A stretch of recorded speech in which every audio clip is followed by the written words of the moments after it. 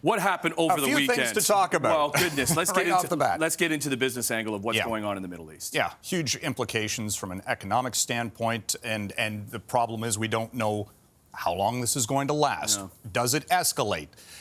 Where it goes, and that's part of the, I think, discussion that's going to be going on now.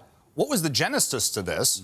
You know, why Saturday morning? Was it just a situation where they had the intelligence to say that the supreme leader of Iran and others were gathered? Because typically the any type of military activity would a strike of that nature would happen in the evening, not in broad daylight. But we saw immediately on Sunday night, last night, the spike in oil prices, the drop for stock markets. But it's very orderly.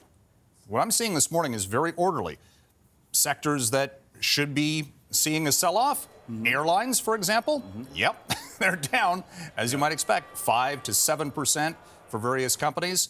Energy companies, though, as you might expect, the price for oil is going up, $72 a barrel for crude oil, and you know that's going to have a direct impact. I was going to say, what do we think it means for us consumers at the pumps going forward? I would guesstimate at this point 10 cents per liter.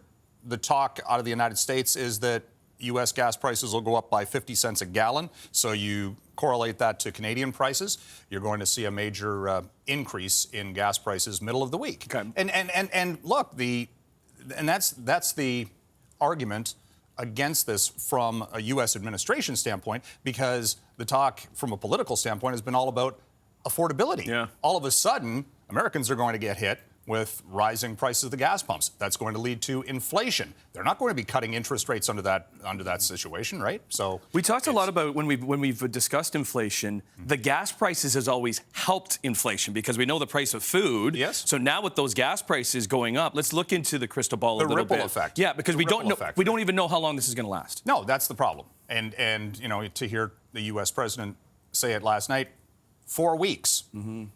Who knows? Yeah. You know, does it escalate between now and then and make the situation even worse? The biggest issue that the energy trade right now is looking at is the Strait of Hormuz. Iran has effectively put a blockade on any shipping transport. That's a choke point in the Middle East for oil shipping, container shipping. Nothing's moving. So, you know, ironically, it comes just, I think, 2 days, Saturday, OPEC decided that as of April, they're actually raising production. Yeah. That may not matter if you can't get the oil transported through the Middle East to major world markets. But doesn't that also put a lot more demand on Canadian oil? You know, it's another, you know, the ripple effects of this. You didn't see them on the Sunday morning talk shows, anybody from the Trump administration, which they would normally do in this type of situation. Because they'd be asked to justify this, you know, military attack on Iran. And, you know, what was the preamble to this? You know, the talk had been nuclear weapons, all these other things. But was the proof there? You know, there'll be more of that today, but it was very telling that they weren't out in front of that. Sunday morning would be the time they'd typically be making the rounds, and they certainly weren't doing so.